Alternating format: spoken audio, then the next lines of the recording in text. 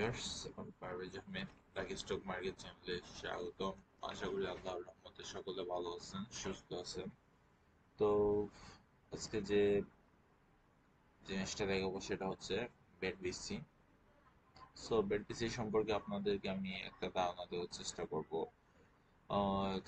Technical এবং fundamental দুই দুই দিকেই সাপোর্ট দেওয়ার জন্য যতটুকু আমার পক্ষে সম্ভব হয়। আশা করি আপনারা আমার সাথে থাকবেন শেষ পর্যন্ত। যদি বেটবিসি দেখেন, তো আমাদের যে বিগত যে ফ্লোর প্রাইস ছিল, সেই ফ্লোর প্রাইসের পরে কিন্তু আমরা ধারাবাহিকভাবে পতন দেখতে পাচ্ছি। এই জায়গায় যারা বিনিয়োগ করছেন সবাই কিন্তু লসে আছে, কেউ প্রফিটে নাই। তার অন্যতম কারণ হচ্ছে তার ফান্ডামেন্টাল, তার ইপিএস এর মধ্যে নেগেটিভ আর্নিং বেশি, নেগেটিভ আর্নিং না সরি, ইপিএস এর নেগেটিভনেস দেখা যাচ্ছে বিগত বছর তুলনায়। দ্যাটস ওয়াই আমরা এই স্টকটাতে তেমন পজিটিভ কিছু দেখতে পাচ্ছি না, বরং এটা দিন দিন অনেকটা খারাপ হতে যাচ্ছে।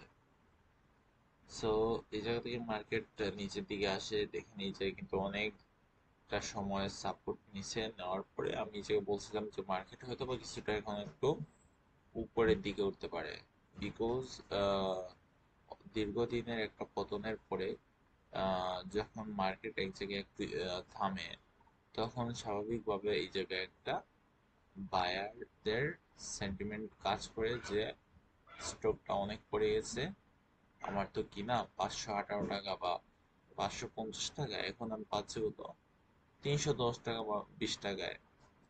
মোটামুটি হাফ প্রাইসে পাচ্ছি। স্টকটার ফান্ডামেন্টালে তেমন কোনো চেঞ্জ হয় না, এই জায়গায় বাই করি।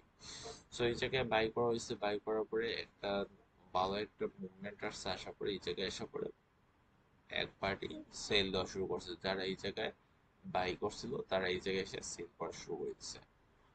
মার্কেটের ফলাফল হচ্ছে কেউ প্রফিট নিচ্ছে এই জায়গায়, আবার কেউ প্যানিক হয়ে এই দিকে এসে সেল করেছে, এবং তারই ধারাবাহিকতা মার্কেট আস্তে আস্তে আস্তে আস্তে আবারও তার পূর্বের ধারাবাহিকতা অব্যাহত করে এই জায়গায় আসে। আসার পরে এই জায়গায় আবার সাপোর্ট নেওয়ার চেষ্টা করে, যেহেতু এর আগে একবার সাপোর্ট নিচ্ছে, বাট এইবার আর আগের মতো সাপোর্টটা কাজ করে নাই, এটা ব্রেক করে, এবং ব্রেকের পরে দেখতে পাচ্ছেন যে এই জায়গায় একটা খারাপভাবে কিন্তু পতন হয়েছে। অ্যাবাউট আপনার 322 থেকে একদম 252 পর্যন্ত খারাপভাবে পতন হয়েছে। এই জায়গায় হওয়ার পরে এই জায়গায় একটা সাপোর্ট নিয়েছে, সাপোর্টটা খুবই ছোট একটা সাপোর্ট নিয়েছে, যেহেতু এই জায়গায় অনেকটা প্রাইস, লো প্রাইস পাওয়া গেছে। এই জায়গায় সাপোর্ট নিয়েছে, নেওয়ার পরে উপরের দিকে ওঠার চেষ্টা করছে, বাট পূর্বের যে রেজিস্ট্যান্স আছে সেটা ব্রেক করে আর উপরে থাকতে পারেনি, আবার নিচে দিয়ে চলে আসছে। What can happen in future? দেখেন, বর্তমান যে কন্ডিশন আছে, বর্তমান কন্ডিশনে এই ইপিএস দেখাচ্ছে 17 টাকা, 17.5 টাকার মতো প্রজেক্টেড ইপিএস দেখাচ্ছে, আর বিগত বছর সম্ভবত 32 টাকার কাছাকাছি ছিল। সো ইপিএস কিন্তু তার কমছে, এটা মানতে হবে, বা কমে যাচ্ছে এটা মানতে হবে। ইপিএস কমার চেয়ে তার পিটা বর্তমানে 14 আছে।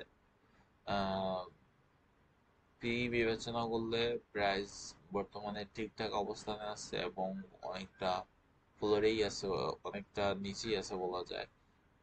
তো এই জায়গায় কিনা যায়, ঠিক আছে, বাট তারপরে আমাদেরকে দেখতে হবে, যেহেতু এই যে সাপোর্ট লাইনটা কাছাকাছি আছে, যদি এটা ব্রেক করে ফেলে তাহলে আমরা হয়তো আরো 30-40 টাকার একটা গ্যাপ দেখতে পারি, দেখার সম্ভাবনা আছে। সো সেই হিসাবে আমরা এই জায়গায় একটু ওয়েট করাটা বেটার হবে, এবং যদি এন্ট্রি নিতে চাই কেউ, এন্ট্রি নেওয়া যেতে পারে, কারণ দিন শেষে সে 15-16 টাকা তো ইপিএস আসবে, আর 15-16 টাকা ইপিএস যদি এই কন্ডিশনেও আসে, তার পি কিন্তু আপনার 14-15-র কাছাকাছি। It's not bad. যদি সামনের দিনগুলোতে তার প্রফিট বাড়ে, এবং প্রফিট বাড়ে, তখন সে কিন্তু আবার